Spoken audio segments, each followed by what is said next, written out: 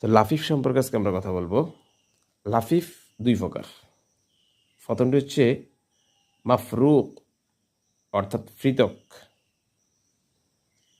এখন আমরা আগে শিখি লাফিফটা কি। লাফিফ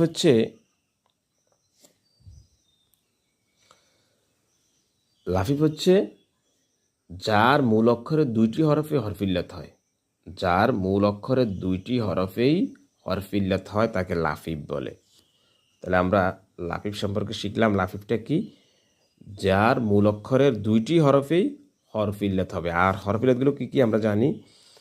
আলিফ, ওয়াও, ইয়া।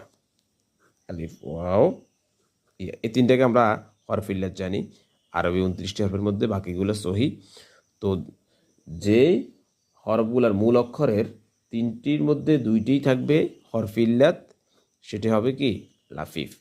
তো আমরা লাফিফ জানি দুই প্রকার, মাফরুক অর্থাৎ পৃথক, আর মাকরুন মানে মিলিত। তো মাফরুকটা কি? মাফরুক হচ্ছে যার মূল অক্ষরের দুইটি অক্ষরের ফা কালেমা এবং লাম কালেমা।